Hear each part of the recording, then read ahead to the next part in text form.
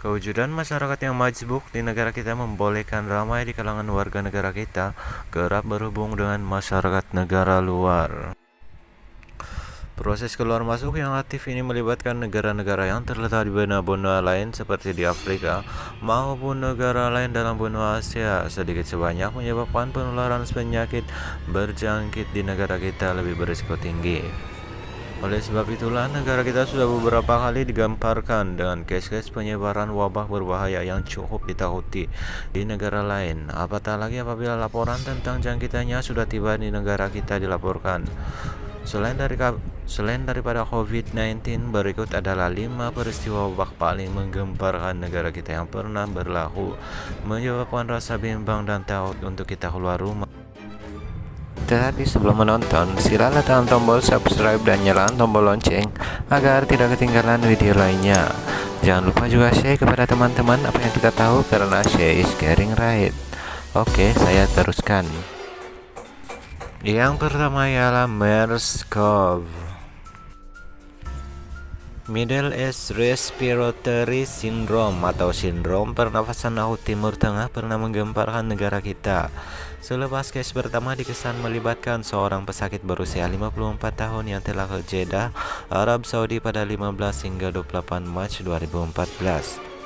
Pada 26 Mac, semasa dalam rombongan, pesakit dikatakan berkunjung ke sebuah kawasan peternakan unta dan minum susu unta yang disediakan. Selepas pulang, pesakit mula mengalami masalah pernafasan dan coba mendapatkan rawatan klinik pada 7 April sebelum meninggal dunia di hospital pada 13 April.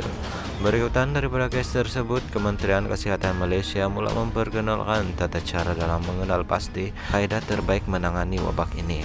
Sehingga kini setiap tahun pasti akan ada kes berkaitan MERS yang dilaporkan, namun jumlah kes yang disahkan agak rendah, hanya melibatkan 1 atau 2 kes setahun.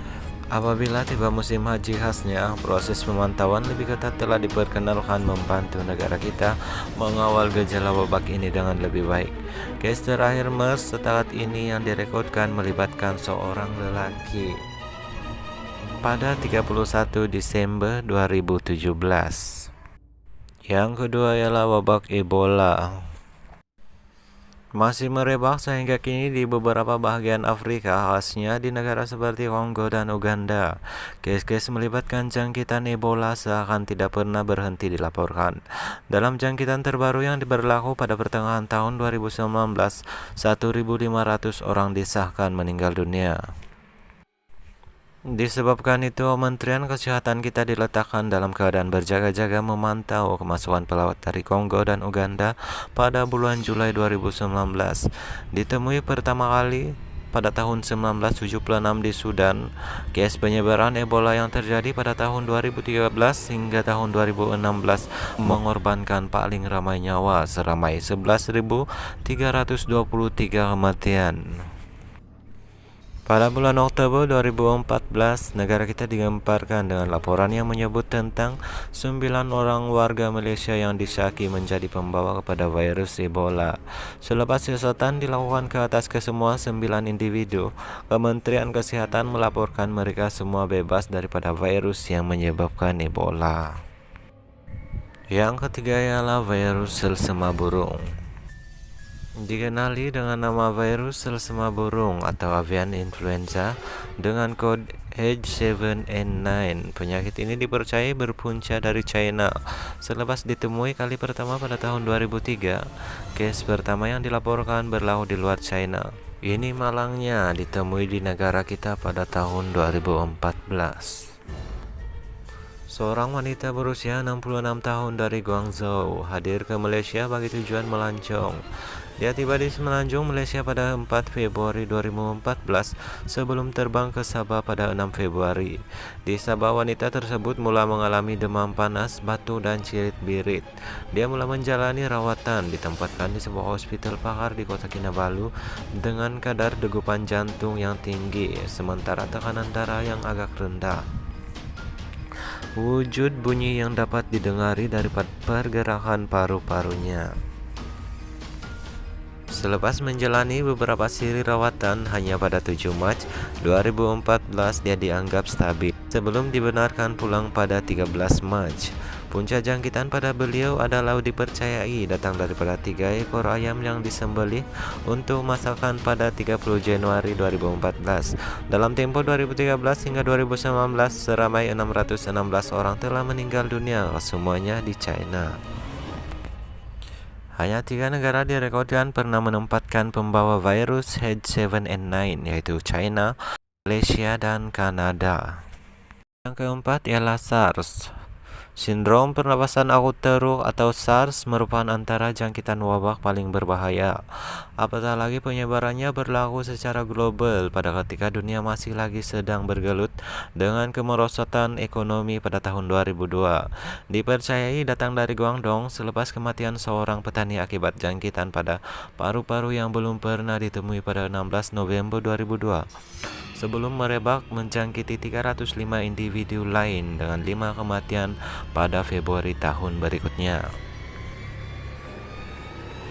Tidak lama untuk media melaporkan kematian pertama warga Malaysia selepas seorang lelaki dari Jerantut Pahang berusia 64 tahun meninggal dunia di Kuala Lumpur selepas pulang dari China pada 30 Maret 2003, sehari selepas dimasukkan ke ward. Selepas lebih setahun, China diisytiharkan bebas SARS pada 19 Mei 2004 dan seluruh dunia diiktiraf bebas SARS. Mempunyai kadar kematian 1 daripada 10 pesakit dijangkiti, seramai 8.000 orang disahkan menghidapnya dengan 774 kematian berlaku. Yang kelima ialah serangan virus Nipah. Sekiranya keempat wabak yang disenaraikan di atas berpunca dari masyarakat luar, virus Nipah merupakan satu-satunya case yang layak dikatakan bersifat tempatan. Ini karena jangkitan yang berlaku merupakan case unik dan baru, pertama kali berlaku dan semuanya berpusat di Ipoh, Perak.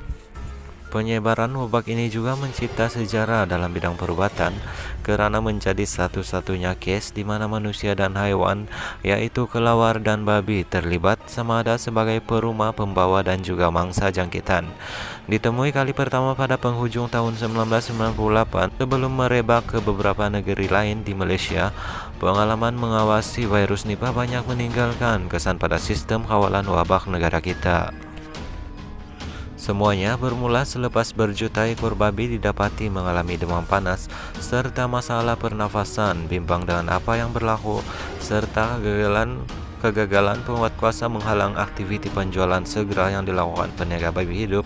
Kerajaan mengarahkan 1,1 juta babi dibunuh dengan bayaran pampasan sebanyak Rm120 seekor diberikan kepada penternak. 618 buah rumah diarah untuk dikosongkan dan beberapa buah sekolah di sekitar Perak, Selangor, dan Negeri Sembilan terpaksa ditutup sementara. Sebanyak 257 case jangkitan terhadap manusia direkodkan dengan 115 orang meninggal dunia selepas mengalami sakit kepala dan demam teruk dalam tempo 48 jam.